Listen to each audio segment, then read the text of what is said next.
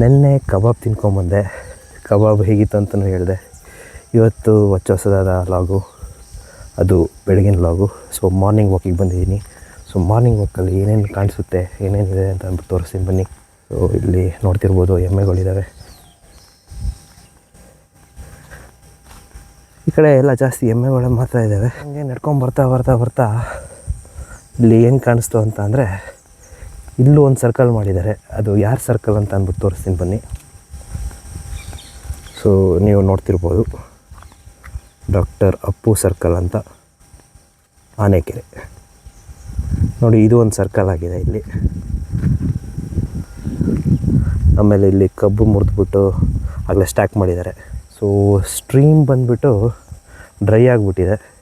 ಯಾಕೆ ಅಂದರೆ ನೀರು ಕಮ್ಮಿ ಆಗಿದೆ. ನಾನು ಆಗಲೇ ಹೇಳಿದೆ, ನೀರು ಚಾನಲಲ್ಲಿ ಬಿಟ್ಟಿಲ್ಲ ಅಂತ. ಸೊ ಚಾನಲಲ್ಲಿ ಬಿಟ್ಟರೆ ಈ ನೀರು ನಿಮಗೆ ಆರಾಮಾಗಿ ಯೂಸ್ ಮಾಡ್ಕೋಬೋದು ಇರಿಗೇಷನ್ ಪರ್ಪಸ್ಗೋಸ್ಕರ. ಸೊ ಬನ್ನಿ, ಕರ್ಕೊಂಡು ಹೋಗ್ತೀನಿ ನಿಮಗೆ ಈ ಒಂದು ಚೆನ್ನಾಗಿರೋ ಜಾಗಕ್ಕೆ. ಯಾರೂ ಇಲ್ಲ. ಸೊ ತೆಂಗಿನ ಮರ ಜೊತೆಗೆ ಅಡಿಕೆ ಮರ. ಸೊ ಆ ಥರ ಅಲ್ಲಿ ಕಾಣಿಸ್ತಿದೆಯಲ್ಲ, ತೆಂಗಿನ ಮರ ಜೊತೆಗೆ ಅಡಿಕೆ ಮರ.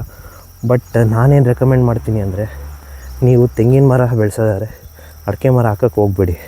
ಯಾಕೆ ಅಂತ ಅಂದರೆ, ಯು ಕಾಂಟ್ ಫ್ಲೋ ಮಾಡೋಕ್ಕೆ ಈ ಫೀಲ್ಡ್ನ. ಸೊ ಆವಾಗ ತೆಂಗಿನ ಮರಕ್ಕೆ ಸ್ವಲ್ಪ ನ್ಯೂಟ್ರಿಷನ್ ಕಮ್ಮಿ ಆಗುತ್ತೆ ಅಂತ ನಂದು ಅನಿಸಿಕೆ. ನೀವೇನು ಹೇಳ್ತೀರ ಅಂತ ಅಂದ್ಬಿಟ್ಟು ಕಮೆಂಟ್ ಮೂಲಕ ತಿಳಿಸಿ. ಆಮೇಲೆ ಇಲ್ಲಿ ನೀವು ನೋಡ್ತಿರ್ಬೋದು, ಏನಂತ ಅಂದರೆ ಎಲ್ಲ ಕಡೆಯೂ ಜೋಳದ್ದು ಕ್ರಾಪ್ ಬೆಳೆಸಿದ್ದಾರೆ. ಸೊ ಜೋಳದ ಕ್ರಾಪ್ ಅಂದರೆ ಗೊತ್ತಿರಬೇಕು ನಿಮಗೆ, ಈ ಹಸುಗಳಿಗೆಲ್ಲ ಇದೇ ಹಾಕೋದು ಆ್ಯಕ್ಚುಲಿ. ಸೊ ಇನ್ನು ಒಳಗೆ ಹೋಗ್ತಾಯಿದ್ದೀನಿ. ಎಷ್ಟು ಚೆನ್ನಾಗಿದೆ ಅಂತ ಅಂದ್ಬಿಟ್ಟು ನೀವು ನೋಡ್ತಾಯಿದ್ದೀರಾ. ನಾನು ಹೇಳಿದ್ನಲ್ಲ ಜೋಳ ಅಂತ ಅಂದ್ಬಿಟ್ಟು. ಸೊ ಇದೇ ಜೋಳ. ಸೊ ಚಿಕ್ಕದಾಗಿ ಕಟ್ ಮಾಡಿದ್ರೆ ಬೇಬಿ ಕಾರ್ನು, ಅದೇ ದೊಡ್ಡದಾದ್ಮೇಲೆ ಕಟ್ ಮಾಡಿದ್ರೆ ಅಮೇರಿಕನ್ ಕಾರ್ನು, ಈ ಥರ. ಸೊ ಇದೇ ಜೋಳ. ಹೆಂಗಿದೆ ನೋಡಿ, ಜೋಳ ಸಖತ್ತಾಗಿದೆ ಅಲ್ಲ. ಆಮೇಲೆ ಅಲ್ಲಿ ಕಬ್ಬು ಬೆಳೆದಿದ್ದಾರಲ್ಲ, ಅವರು ಗಲಾಟೆ ಮಾಡ್ತಾಯಿದ್ದಾರೆ ಕಬ್ಬನ್ನ ಇದು ಮಾಡಬೇಕಾದಾಗ. ಸೊ ಈಗೇನು ಮಾಡೋಣ ಗೊತ್ತಾ, ಇಲ್ಲಿ ಹೋಗ್ಬಿಟ್ಟು ಜೋಳ ಏನಿದೆಯೋ ಅದನ್ನು ಕಟ್ ಮಾಡಿಕೊಂಡು ಸೊ ಜೋಳ ಕಟ್ ಮಾಡ್ಕೊಂಡಿದ್ದೀನಿ.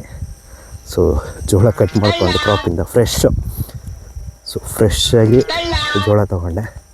ಸೊ ಜೋಳನ ಸಿಪ್ಪೆ ಸುಲಿದ್ಬಿಟ್ಟು ಹೇಗೆ ಇರುತ್ತೆ ಒಳಗೆ ಫ್ರೆಶ್ ಜೋಳ ಅಂತ ಅಂದ್ಬಿಟ್ಟು ನೋಡೋಣ ಬನ್ನಿ. ಅಂದರೆ ನ್ಯಾಚುರಲ್ ಪ್ಯಾಕೇಜಿಂಗ್ ಏನಂತಾರೋ ಅದನ್ನು ಬಿಡಿಸಿ ನನ್ನ ಹತ್ರ ಇವಾಗಿದೆ ಜೋಳ. ಸೊ ಇದೇ ಬೇಬಿ ಕಾರ್ನ್ ಅಂತ ಹೇಳ್ತಾರೆ. ಸೊ ಬೇಬಿ ಕಾರ್ನ್ ಬಂದ್ಬಿಟ್ಟು ಇನ್ನೂ ಚಿಕ್ಕದಿರುತ್ತೆ.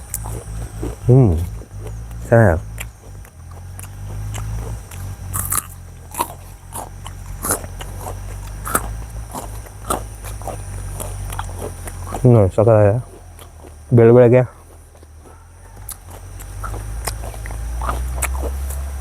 ಜೋಳ ತಿನ್ನೋ ಮಜಾನೇ ಬೇರೆ, ಅದರಲ್ಲೂ ಫ್ರೆಶ್ ಜೋಳ. ನೀವು ತಿಂತೀರಾ ಬೆಳಗ್ಗೆ ಬೇಬಿ ಕಾರ್ನ್ ಇಲ್ಲ ಫ್ರೆಶ್ ಜೋಳ? ಕಮೆಂಟ್ ಮಾಡಿ. ಆ್ಯಕ್ಚುಲಿ ಒಂದು ಸೈಂಟಿಫಿಕ್ ಸ್ಟಡಿ ಇದೆ, if you see green more your mind will become peace ಅಂತ ಹೇಳ್ತಾರೆ. ಸೊ ಅದಕ್ಕೆ ಆದಷ್ಟು ಬೆಳಗ್ಗೆ ವಾಕಿಂಗಿಗೆ ಗ್ರೀನ್ ನೇಚರು, ಇಲ್ಲಾಂದರೆ ಗ್ರೀನ್ ಏನು ನೇಸರ ಇರುತ್ತೋ ಆ ಥರ ಒಂದು ಲೊಕೇಶನ್ನ ತಗೊಳ್ಳಿ ವಾಕಿಂಗ್ ಮಾಡೋದಕ್ಕೆ ಅಂತ ನಂದು ರೆಕಮೆಂಡೇಷನ್ನು. ಸೊ ಇಲ್ಲಿ ಹಂಗೆ ವಾಕಿಂಗ್ ಮಾಡ್ಕೊಂಬರ್ಬೇಕಾದಾಗ ಅಲ್ಲಿ ಶುಂಠಿ ಬೆಳೆದಿದ್ದಾರೆ. ಆ ಬ್ಲೂ ಡ್ರಮ್ ಏನಿದೆಯೋ ಅದೆಲ್ಲ ಶುಂಠಿ ಬೆಳೆದಿರೋದು ಕಾಣಿಸ್ತಾ ಇದೆಯಲ್ಲ, ಸ್ಪ್ರಿಂಕರ್ಸು ವಿತ್ ಶುಂಠಿ.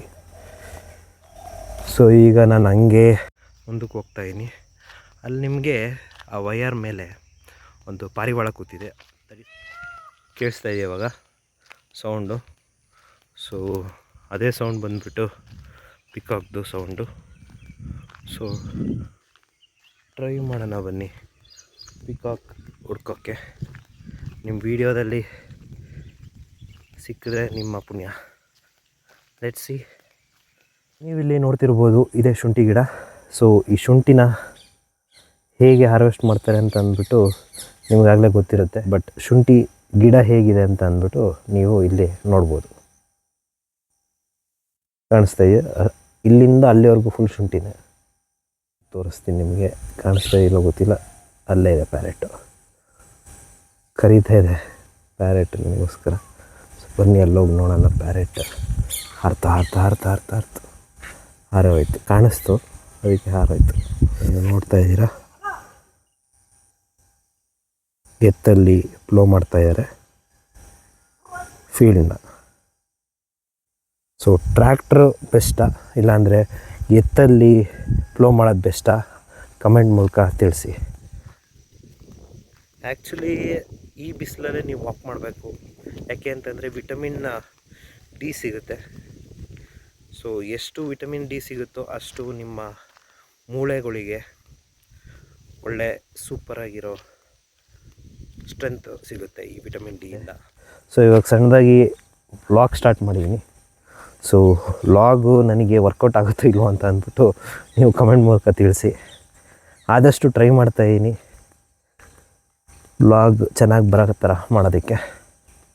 ಸೊ ನೋಡೋಣ, ಮುಂದಿನ ವೀಡಿಯೋ ಜೊತೆ ಸಿಗ್ತೀನಿ. ಅಲ್ಲಿ ತನಕ ಟಾಟಾ, ಬಾಯ್.